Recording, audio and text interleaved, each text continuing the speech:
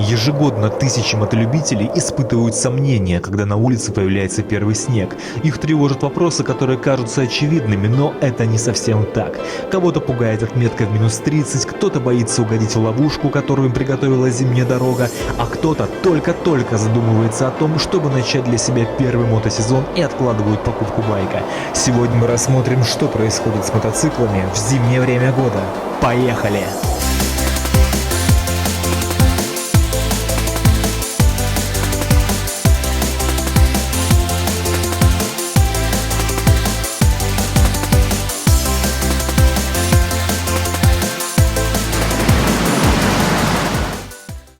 Можно ли ездить на электромотоцикле зимой? Конечно, ездить можно, но при соблюдении определенных условий. Важно понимать, что аккумулятор может справиться с морозами и функционировать вплоть до минус 50 градусов, но электронный модуль в подобных условиях рискует выйти из строя.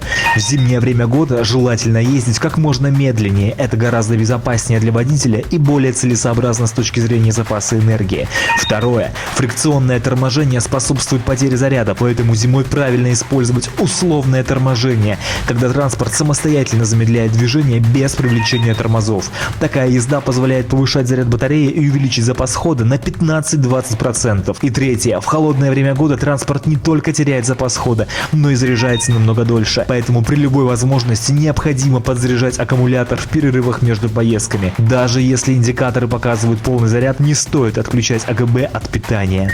Где хранить электромотоцикл зимой? Идеальная стоянка электромотоцикла на зиму – это сухое прохладное помещение с температурой до плюс 25 градусов и хорошей вентиляцией. Для сезонного зимнего содержания подойдут как гараж, помещение в виде кладовки, подвала или даже балкон.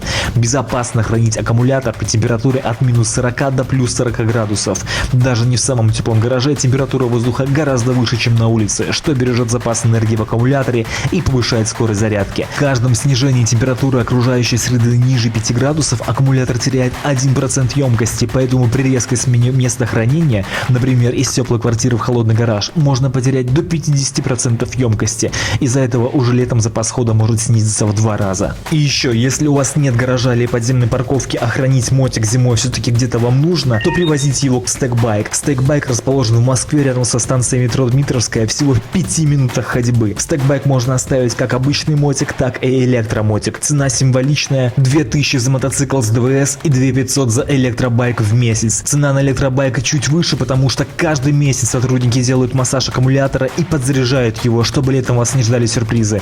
Адрес Стакбайка и ссылка в описании. Сразу скажу, что езда на мотоцикле зимой довольно сильно вредит вашему транспорту. Как минимум избежать коррозии от попадания большого количества жидкости и реагентов практически невозможно. Некоторые водители специально для зимних выездов держат в гараже старенький байк, который не сильно жалко.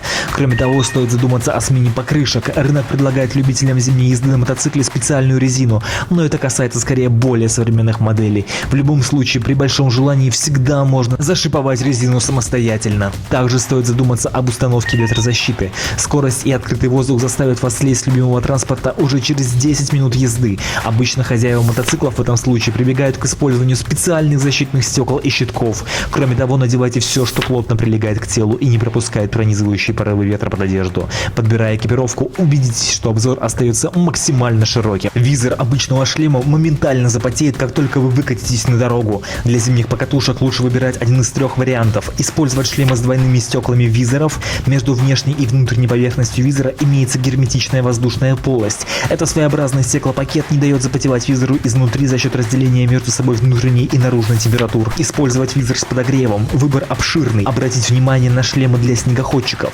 Такие шлемы изначально разработаны для работы при минусовых температурах, ничем не отличаются от мотоциклетных шлемов, разве что внешний вид другой. Не лишним будет и подшлемник, а если сильно мерзнете, то можно надеть и легкую шапку. Куртка – это ключевой элемент, который защищает вас от переохлаждения. Летние мотокуртки всегда имеют вентиляцию, а это чистое зло. Кроме проникновения холодного воздуха, в вентиляцию отлично проникает вода во время дождя. Лучше надеть на себя несколько слоев одежды и куртку из того же материала, как и штаны. Мотоботы обычно делают с вентиляцией, так как ногам на мотоцикле очень жарко, однако это не относится к дождливой и холодной погоде. Многие байкеры жертвуют безопасностью, выбирая казаки или тяжелые армейские ботинки, но я бы этого не рекомендовал. Штрафы. На законодательном уровне езда на мотоцикле зимой не является запрещенной, однако стоит учитывать, что зимние условия дорожного покрытия, такие как снег, лед и слякоть, могут существенно ухудшить условия движения и повысить риск травм в случае аварии, поэтому езда на мотоцикле зимой требует особых навыков и внимания, а также соблюдения дополнительных мер безопасности. Когда лучше покупать байк? Поговорка «проготовь сани летом» подходит для всех сезонных товаров. Лучшее время для покупки нового мотоцикла с первых морозов и до начала весны. Конечно, при желании купить байк можно когда угодно, хоть в конце весны, хоть в середине лета, но все-таки есть сезоны, когда это делать выгоднее. Осенью и зимой интерес к покупке мотоциклов падает, и салоны привлекают покупателей скидками. Насколько именно снижают цены, зависит от модели бренда и политики салона, но при цене в сотни тысяч рублей даже пара процентов превращаются в ощутимую сумму, которая хватит, чтобы обновить часть экипировки. Затевать серьезные доработки летом уже не так удобно. Нужно ждать заказанные детали, а у специалистов больше работы и меньше времени. В ожидании можно потерять ощутимую часть мотосезона. И главное, помните, если вы решили покататься зимой на мотобайке, следуйте этим небольшим советам, и тогда вы и ваш мотобайк будет в безопасности. Удачи на дорогах!